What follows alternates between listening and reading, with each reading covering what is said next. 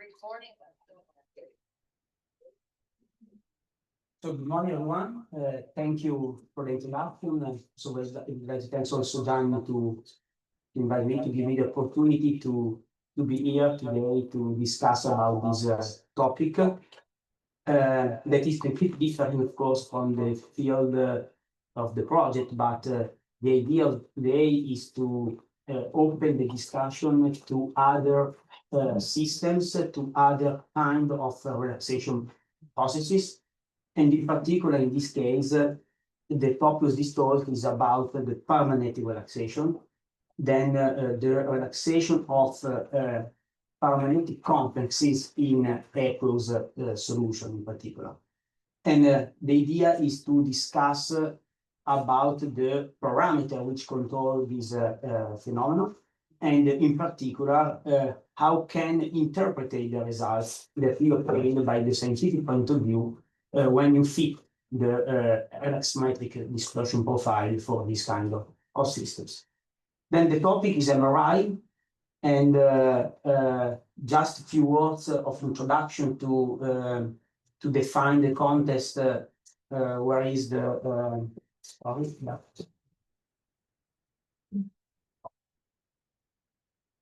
Like we have to change the slide. Okay, with mouse. Okay, perfect. Okay, MRI is a powerful diagnostic tool, I think that all of you know, and today is largely used in the clinical practice in alternative to the traditional methodologies. So the history of this technique is not so far. And I would like to remember these two people, big scientists, a lot of in Mansfield, that collaborate to develop the MRI, and this is they of course obtained also the Nobel Prize in 2003 for these for their studies about the use of MRI for diagnostic tool to detect pathological tissue. And so why MRI is today widely used in clinical practice? Because it has important advantages in terms of lack of ionizing radiation for image acquisition, is not invasive and well tolerated by the patient, has an excellent delineation of anatomical structure, superb temporal and spatial resolution, and virtually can be applied to investigate every part of the body. And for these reasons, today more than 25,000 scanners operate worldwide, and more or less 2,000 new scanners are installed each year worldwide. Then this number confirm the strong development of this technique in the hospitals, in alternative, of course, to other methodology like CT, PET, and optical imaging, for example. And the focus of this technique is the investigation of the longitudinal and also transverse, but in particular longitudinal relaxation time of the proton or water molecule localized in the tissue. Then the idea is to monitor this important parameter, analyzing the T1 in particular. And this is possible because the amount of water in our body is very huge. So there is a bigger concentration of water, but there is also a big concentration of proton of the water. More or less 110 molar of proton are present, of course, in our body. And unlike other methodologies, the molecules, the water molecules themselves are the signal carrier. So this is an important point, that we go to investigate directly the molecules responsible of the contrast. And in particular, the idea is to investigate the T1 of water when it's in interaction with different macromolecular structure, for example, protein, cell membrane, or other compartment in the body, because the interaction change the mobility of the water inside the body, and these differences generate different T1, different relaxation time of the proton water molecule. Then it's possible to discriminate water molecule localized in different parts of the body through the different interaction with the water molecule has with the different compartment of different macrostructure present in the body. Just to have an example, in this table, I report the T1 of water molecule in different part of our body. For example, in the white matter, in the gray matter, liver, lipid, cartilage, and also the free water. And you can observe that T1 is changed dramatically between 790 milliseconds for white matter to 1 second for the cartilage, for 2 seconds for free water, the water in, for example, in the cytosol. And then these differences generate image, generate contrast. Of course, the question is enough these differences to promote a good contrast in our body? So the answer is depends. Depends what you want to observe. But for sure, one of the limits of MRI is the sensitivity. That is, the resolution is fantastic, but the sensitivity is not so high. And then if you want to expand the differences in the T1 in the different part of our body, for example, from normal tissue to pathological tissue, what we can do is to use, to administer in the patient specific compounds able to alter the T1 of the proton water molecule in interaction, and then increase the contrast. And this can be realized by using, for example, paramagnetic chelates, paramagnetic compounds.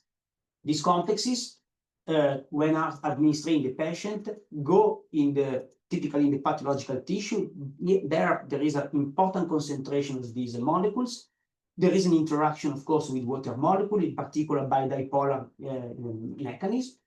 And these, of course, have an important effect because we have an acceleration of the longitudinal relaxation rate of the proton, of the water molecule interaction, respect to the other water molecule localized in the other part of the body. And this generates an important contrast. The effects are, of course, many. So we have an improvement of the contrast. We have the possibility to reduce, for example, the time acquisition. That is an important point. It's possible to reduce the concentration of the probe, of the paramagnetic probe, to promote the contrast. Of course, we have an effect in the diagnostic confidence that is dramatically improved. We can have a reduction of the artifact. Then the use of these paramagnetic chelates, paramagnetic compounds, is absolutely essential, in particular when you want to analyze small lesions, small pathological pathology localized in a different part of our body. And this is the reason why more than 50% of the exam today is required administration of these compounds in the body of the patient. And probably these grow in the future because we have the tendency to increase the quality of the image in order to anticipate, for example, the detection of a specific pathology. So these paramagnetic compounds are typically based on gadolinium. And so gadolinium, why? Gadolinium is the element in the periodic table with the high paramagnetic character. Because we have 7 unpaired electrons in the f orbitals, then the magnetic moment is very high for this element. And there is also another important point. Gadolinium shows long electron relaxation time. And all these aspects, high paramagnetism, high magnetic moment, long electron relaxation time, define gadolinium as the best choice today for this kind of applications. Of course, gadolinium is not free because it's toxic, but is administered under different form of different structure. This is just an example. It's the polyamino carboxylate complex with high thermodynamic stability, high kinetic inertness, stable in general, well tolerated by the patient. But of course, is necessary to have the gadolinium to generate the content that I discussed before. And the efficacy of these probes is identified by one parameter important, is the relaxation. This is the terms that you observe here. And the relaxivity can be defined as the longitudinal relaxation rate of the proton or water molecules normalized to 1 millimolar concentration of probe. Okay, then is normalized on the concentration. Then you can compare, for example, relaxivity of one probe in Italy with the relaxivity of another MRI probe developed in another country, in another country. Then you can, of course, make a direct comparison of these value. And the relaxivity contain two different contributions: inner sphere contribution and outer sphere contribution. Inner sphere contribution, it dominates the relaxivity. And it's due to the fact that more than 95% of the complexes used today for this application contain one inner sphere water molecule directly coordinated to the metal. Then the water that you can observe in this structure is an interaction, in particular by dipolar mechanism with the metal, with the unpaired electron of the metal. And this water is in exchange with the bulk water. Then during this process, that should be fast enough to be efficient, transfer the magnetization from the metal to the all water molecule localized in the body, in the area that you want to explore, to analyze. And then this contribution is very important. The second contribution, outer sphere, is always, of course, present, and is due to the fact that we have a large fraction of water molecule not coordinated to the metal, but in close proximity to the complex, in fast diffusion close to the complex. That, of course, experiment the magnetization process. But I repeat, the inner sphere contribution dominates the relaxivity and depends on many factors, many parameters. And this is a big model that was developed more than 50 years ago by Solomon Bloomberg Morgan. Is a multiparametric equation model, which describes the dependence of the relaxivity, in particular of the inner sphere relaxivity, the dependence on the magnetic field applied for the experiment, but also on the molecular and dynamic parameter which control the relaxivity. And I can anticipate that the relaxivity depends on all the parameters that I report in this picture. For example, the number of water molecules coordinate the metal, the water residence lifetime of the inner sphere water molecule, the tumbling motion of the complex in solution defined by the parameter tau r, the coupling constant when it's present, and also by the electron relaxation time of the metal. And this parameter is important because it can be modified by changing, for example, geometry, symmetry, coordination chemistry of the metal. All these parameters require an important optimization by the chemist, because if you optimize all these parameters, you can increase the value of the inner sphere relaxivity and then of the relaxivity globally. And then you can improve the quality of the contrast, improve, of course, all the advantages that I described before. Then this model is very difficult to interpret, to analyze, because it contains many factors. I would like also to remember that this inner sphere relaxivity contains different mechanisms that can be summarized here: the dipolar contribution, the scalar contribution, and the Curie contribution. Okay, so dipolar contribution, for example, Gadolino, they am talking about this, but in general, for all the paramagnetic compounds that we want to use for MRI application, the dipolar contribution dominate the T1M and then the inner sphere relaxivity, and contain many, of course, physical constant, but is depend on the frequency and depend of the correlation time, tau c, which contain different parameters that I described before: the tumbling motion, tau r, the water residence lifetime, tau m, and the electron relaxation time, T1, T1e or T2e. Then the dipolar is very important process. And all these parameters have different weight to contribute to this effect. Some of them are independent by the field. For example, the tumbling motion of a complex in solution is independent by the field.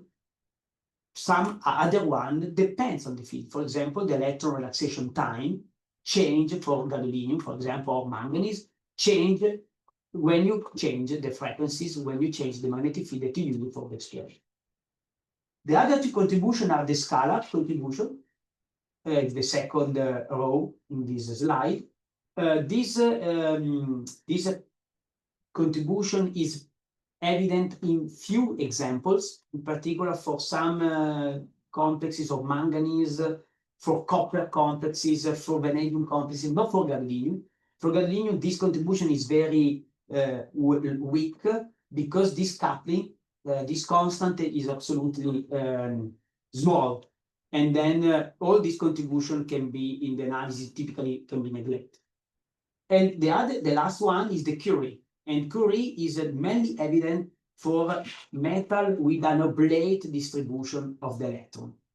Then, for example, for lanthanide like terbium, dysprosium, holmium, in that cases, Curie can have an important role, in particular high magnetic field. But for gadolinium or other system like gadolinium, this is not so important, and then typically was not considered during the analysis of the model. Then the profile, the relaxometric profile for this compass is typically analyzed by considering only dipolar contribution, when, of course, the other two are considered neglected. And this model can be applied, of course, to analyze this curve. This is the NMRD profile, typical nuclear magnetic relaxation dispersion profile. This is the profile for a typical complex, gadolinium complex used in the hospital. This is the gadolinium DOTA. And so then you obtain, you have this curve.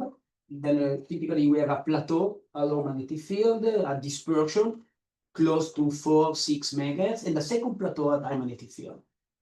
And all these experimental points, of course, were obtained by applying relaxometry, then measuring the relaxivity of this compound at different frequencies, different magnetic field. The first part until 10 megahertz can be collected by using, for example, smart tracer and a 5-cycle relaxometer. The second part between 20 to 3 Tesla with high field relaxometer. And the last points, of course, you can collect by using high resolution MR, and for example, 400 megahertz, 500 megahertz, 500 megahertz. And then you can collect, you can put all together all these experimental points, and then you can define this profile. Then it's not difficult to collect. Also student, so when you learn the instrument, the software, can collect very rapidly this profile. But what is difficult is the analysis of this curve. How can apply the model that I described before, but in particular, how can interpret the results that you obtain by the fitting, in particular by the chemical point of view. So are the data that you obtain are correct? So reproduce the chemistry of the probe that you are using, or only satisfied by the mathematical point of view the curves. These are what I want to discuss very briefly in the next slides. I would like to remember again this relationship between relaxivity, in particular inner sphere relaxivity, and all these parameters that you can extrapolate by the model that I described before. Then applying this SBM, Solomon-Gruber-Morgan equation, you can collect, you can calculate all these terms that you observe in this simplified equation as a function, of course, of the magnetic field, of the applied magnetic field of the frequency. And I would like just to show an example of the important effect of this parameter on this NMRD profile. For example, tau r.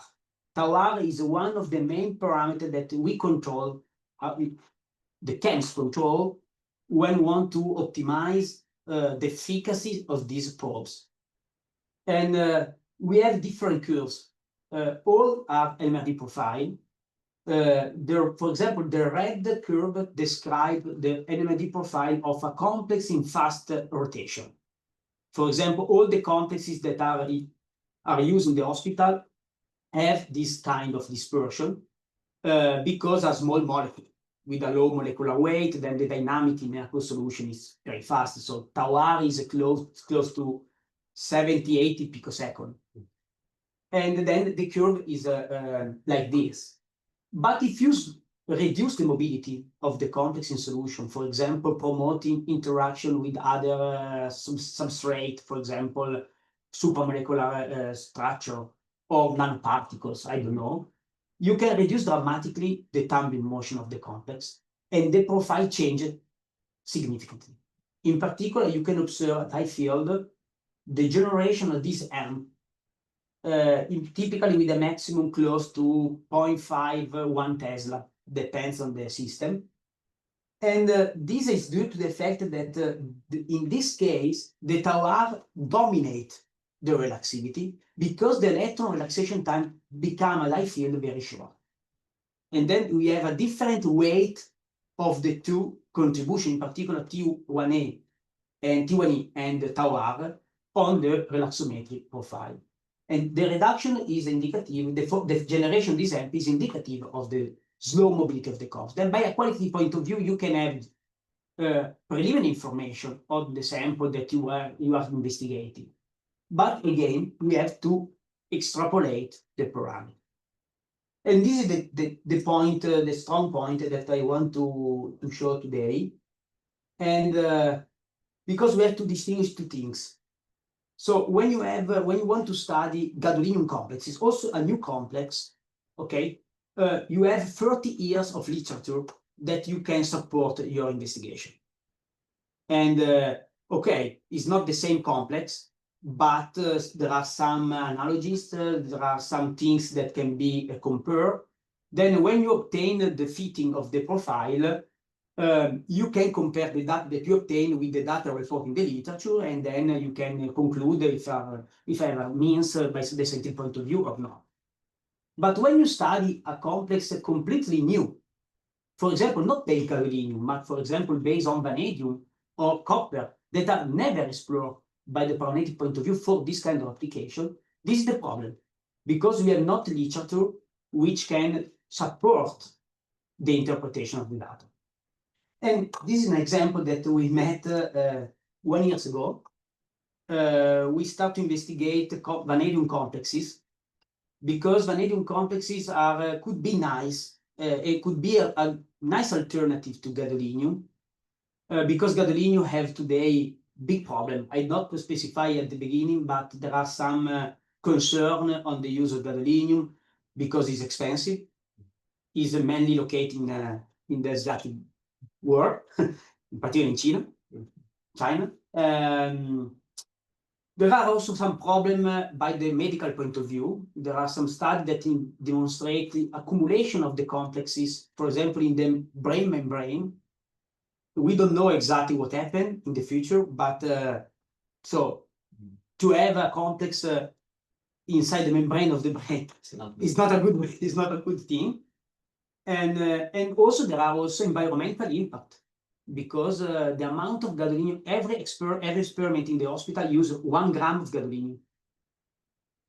So and this gram of gadolinium go in the water, in the river, also in the drink water. So there is a study that was published in 2 years ago that demonstrate the presence of gadolinium chelates in the drink water, in particular in the water used for the preparation of Coca-Cola. Yeah, really. Because it's difficult to detect. There is no protocol optimized for the detection, and then you cannot. They don't check. Yeah, exactly, don't check. So then there is an attention also by the company, for example, Bracco, for other pharmaceutical companies, to other metal alternative to gadolinium. There is manganese, but it's not so efficient. So it's efficient by the relaxometric point of view, but has a problem with stability, in particular with kinetic inertness. And now we are working on iron and also other metals, for example, copper and vanadium. Vanadium is toxic, I know, but depends on the context that you use and depend on the concentration that you use. There are some drugs today that are used based on vanadium that are used in the hospital, for example, for the control of the metabolism of glucose and insulin. Then is approved by FDA, but of course depends on the contexts. And is at the beginning of the experiment, of the analysis, and the idea is to investigate this kind of system. But there is no literature which can support your investigation, because there is not example in the literature of analysis of the fitting of this profile for these complexes. This is just an example. It's an aqua ion of vanadium. It's not a complex, they're two complex. Vanadium is nice because you have 4 water molecules in the equatorial position, very close to the metal, and there is another water in an axial position, but very far from the metal. And in the analysis, this water is not considered because not to contribute to the relaxivity in a good way. And we try to collect energy profile. This is the points that we observe are experimental results that we collect at different temperature, between 283 Kelvin to 310 Kelvin. And we try to analyze. But what is surprising that we obtain a very nice fit of this curve by using 3 different combinations of tau r and distance. In the fit 1, we obtain a good reproducibility of the experimental results by using tau r 24 picoseconds and a distance of 2.35 angstrom. In the fit 2, we obtain again a comparable fit with a good quality by the mathematical point of view, but a completely different set of parameters. Particular, tau r is 3 times longer, 76, 77 picoseconds, and the distance longer, 2.8 angstrom. And the third fit is in the middle. We obtain again a good fit, but with a completely different value. So the question is, what is the correct fit by the chemical point of view? Or more in general, by the scientific point of view? Because by a mathematical point of view, all these curves are well reproduced, but the parameters are completely different. Completely different. And we don't know exactly what is the best combination, because there is no data in the literature which can support the choice of one or another model for another combination of parameters for the model. So one parameter which can drive to the selection of the best choice is the error associated to the fit. And for example, we calculate, there's some problem with the slide, but okay, I think it's visible. You can try to calculate during the fitting the residual sum of square. And we try to reproduce a 3-dimensional map which correlate this parameter with the tau r and the distance. So of course there are some combination of the tumbling motion and distance that generate a very big error. This is the lateral part of this curve, and this can be of course completely discarded, so not considered during our interpretation. But there are a lot of combination of tau r and r that are exactly in the minimum of this curve, exactly in the violet part of this graph, where the error is low. And then again, so how can decide what is the best fit of this curve? Because if you observe the RSS, the residual sum of square for the 3 fit, the value are very low, 0.6, 0.6, okay, 0.3. The third fit is a little bit better. But in all cases, the error is absolutely low. So the answer is not easy, but one possibility is, for example, try to reduce the number of parameters free during the fitting. This is a good approach. For example, by calculating some of them with other techniques. And in fact, in the third fit, we calculate tau r, for example, by EPR analysis, collect a different temperature. And the distance was optimized by applying DFT model, DFT protocol. And we tried to use this parameter obtained by other techniques to fit the energy profile, and then to reduce the number of variability. And in this way, you can effectively reduce the error and increase the not the quality by the mathematical point of view, but the quality by the scientific point of view of the field. You can also make another thing, so you can independently obtain the parameter from the analysis of the energy profile, calculate some of them parameters from the other techniques, and then double check and compare if the results are in agreement or not. This can drive to exclude some combinations that are wrong and focus only on the fit that is better by the relaxometric point of view and by the scientific point of view. Another example is this one. Again, is a complex of vanadium. And so in this case, it's a monohydrate complex, exactly like the gadolinium chelates that I showed before. And okay, we collect again an energy profile at different temperature. And we try immediately in this model to reduce the number of free parameters in the fitting. So you can observe there are a lot of things, a lot of factors that you can extrapolate. It's very, very difficult to control every parameter, because when you change one of these, you can have an effect on the other. And then, so it's extremely complicated. Then the best choice is remove some of this parameter from the analysis, considering fixed during the fitting, and then try to calculate the other one.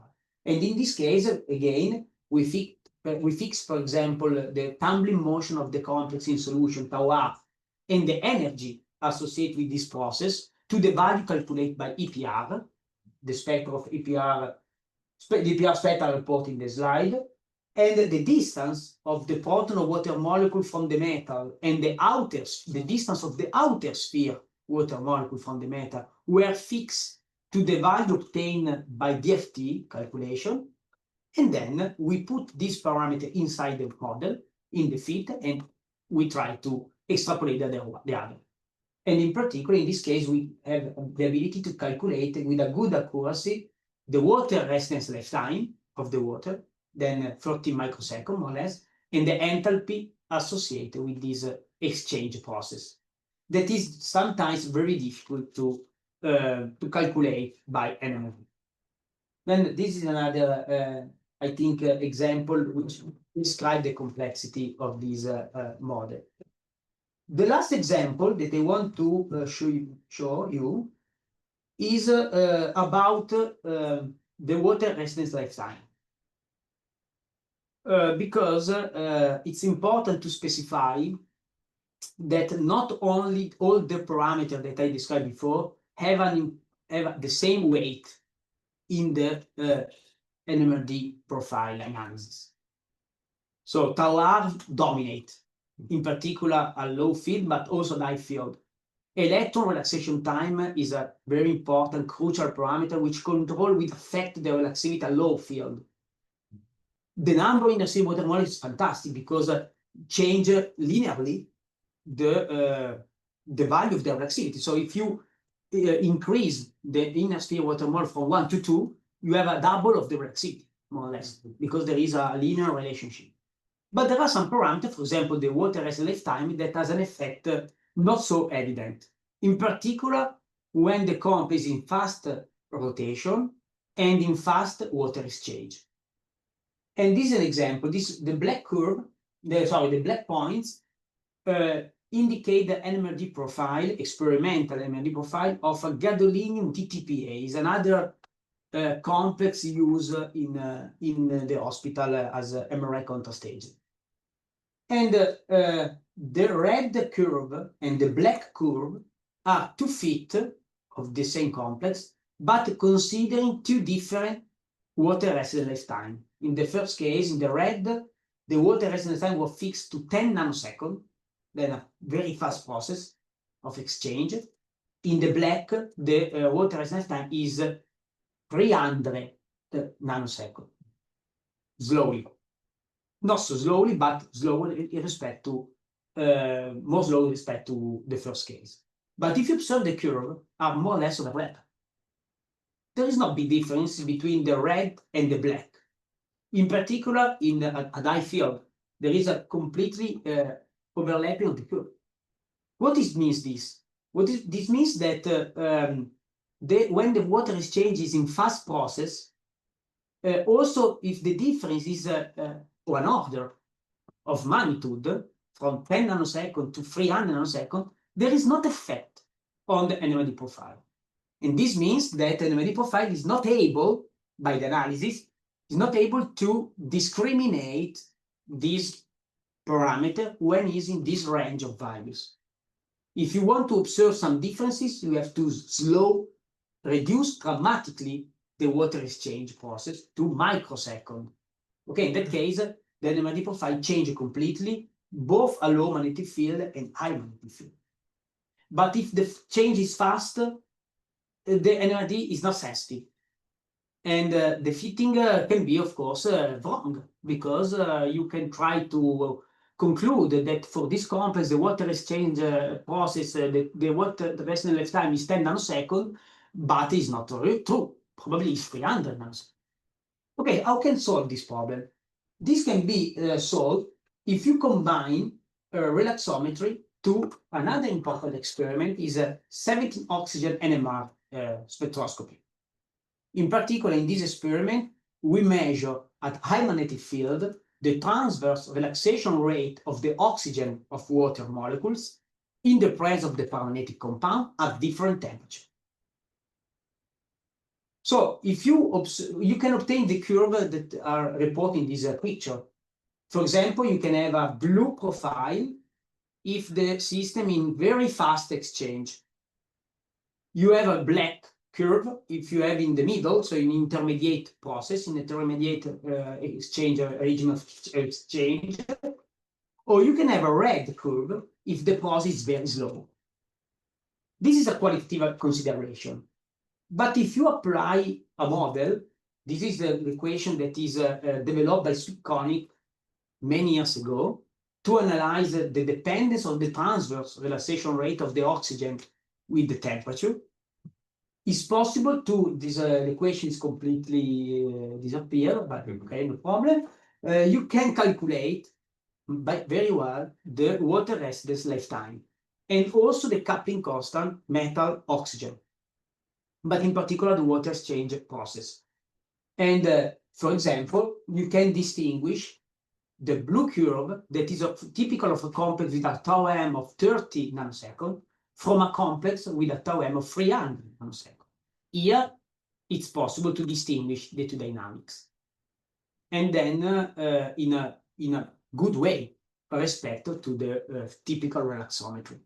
Then the point is to try, for example, this is what we do typically in our lab, is to simultaneously fit an NMR profile with the SBM model, oxygen NMR experiment with Sweetconic equation, simultaneously in order to extrapolate tau m from the oxygen and put inside the SBM for the optimization of the other parameter. Then there are some many software we use typically, Origin or Scientist. I don't know if you know, but anyway, so there are a lot of software that can be implemented with the equation, and in this way you can have a control of this last important parameter. Then to conclude, this is just the message that I want to give. And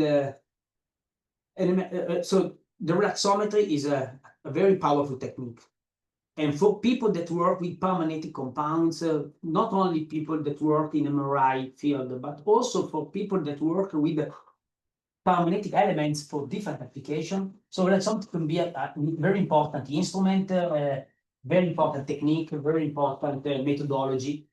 But I think that the model that you use require always a combination with other techniques in order to render the model more robust, but in particular in order to render more scientific the results that you obtain. and then to give a physical and chemical means to the parameter that you extrapolate by the fitting. And a good practice is, for example, to combine relaxometry with EPR, with EFT, with 17 oxygen NMR, with other techniques. I mentioned this one because it's a technique that we use currently, but in order to or reduce the number of parameters fit during the fitting of the NRD profile, or to compare the results that you obtain by the fitting. All these, the combination of these techniques can help to render more robust the model that you are using for the analysis, the relaxometric profile. I finish. Thank you for the attention, and if you have questions, I suppose I will available in here. Thank you very much. I'm not sure that you hear me. Yes. I hear you. You hear me, but I'm not sure if the audience hears me. Okay, okay. So Fabio, thanks a lot. Actually, in fact, I have one comment. Yes. The comment is general. I would put it in this way. That actually, I said this yesterday, you were not here. In our lectures, we have the tendency to apologize for the need of using any equations. I think it's a kind of, sorry to say, but I will insist in this way, it's a kind of misconception. After all, starting from Newton, who somehow stated that one can describe the nature in terms of mathematics, this is a fundamental achievement of our civilization, whether you like it or not. This is just the language of science. Yes. And there's no other way around. Mathematical modeling using mathematics in natural sciences is just the interesting part of science, otherwise it's not science. Otherwise we are collecting butterflies, like you know. I completely agree. Yeah. So now it's the same question somehow. If you do not use equations, you do not use model, you feed patients with contrast agents and see if it works. To some extent, you behave like an illiterate person because you do not have the slightest idea why it works. You cannot explain anything. You cannot have any, how to say, science-based ideas about what to change, how to tailor the properties of the contrast agents, what are the factors which determine the efficiency. You are blind. You just like have infinite number of possibilities, and maybe by pure chance you will like get it. So actually this not acting in this way is just the fundamental concept of science. Absolutely. Yeah, so somehow I think it's the beauty of this thing that we have a mathematical model which really is able to predict what we observe. Exactly. So maybe we discussed this with Roberto yesterday for a long time, but actually something what might be considered as the worst part of science, from my perspective, is the very essence of science. Yeah, because the fact that we can describe things, it's like... No, without a good model, it's impossible to extrapolate information, to understand the dynamic of this case of the complexes. It's impossible to optimize by the chemist's point of view, the complex. And absolutely right. But this is also this part of life which, I don't know, maybe it's on the limit of philosophy, but it's not only about applied science. One can follow this thing. What form we compose music, what form we write poetry, why we have paintings, art. It's just a part of the activity of human brain and our civilization achievement. Yes. So somehow, as I said, personally, I do not want to say in other way around, but there's infinite number of complexes, materials, you can put them into gel, liposome, then dreamers, get this, that. But the fact is that you have like a bunch of parameters which answer to your question. It's amazing. Yes. Well, but I completely agree. Absolutely. But like personal thoughts, questions. Do you have questions? I actually had a question, but now after Professor Danu, that seems maybe it's not the appropriate, but I will still ask it. It was just like that, because based on your lecture, in one of your slides, you said we don't have so much literature about the new contrast, let's say, agent replacement which you are using, and we don't know like if they are correct from the electrometry point of view or scientific point of view, but you have those graphs which seems promising. I was just thinking it was like the other approach, which now I think maybe is not the best way, because you have some good valid data and graphs, which kind of makes you a little bit confident that what we are doing is correct. Do you think it's appropriate or possible to maybe start from top down, like testing on a patient or on some kind of sample, checking the results from there, and then kind of verifying, okay, what you got is something which you can give you results which now we are getting from gadolinium basis, like contrast agent, like that. Like, are you at this stage where you can go to the practical verification? So I think the radiology will not be happy. No, like maybe not on a patient, but something like that, like kind of a. By the contrast. Yeah, like some practical verification of what you have now. Is no, so typically we have to work exactly in the opposite direction. Yeah.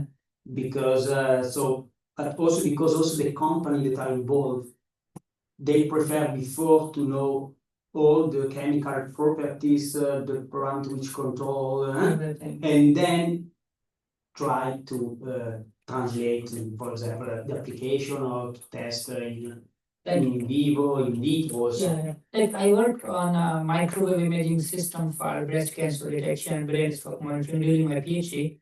And at that time, like we did measurements, practical measurements, but not on actual human beings. Yeah. But we produced samples which had like tissues, tumors, and other their dielectric properties were exactly like how a human body properties are. So we made this kind of a model and tested our measurements. And then we compared like, okay, we have results which are what we expect from a real patient, and the next stage was patient. It's of course another possibility. Yeah. So it's two opposite points. Yes. And I think there is not a universal answer. So depends on the facility that you have, depends on the possibility that you have. So some people prefer to test before and then try to understand why. No? Yes. You have. And it's difficult to answer. Yeah. Depends. That is a nice point. That was just it. Yeah, no, I think the presentation was really good. It was really informative. I also have a comment. Yeah, sure. So we have almost 10 minutes. Yeah. So the comment is following the comment of Vaidanuta. You talked about using different softwares like Origin, for example, to fit data. Yeah, I mean, there are many, as you told, there are many which are very suitable, but still they are software that were built for a very different multidisciplinary work. And you just use like a specific method or tool within this big software. And I think, based on my experience and what you said,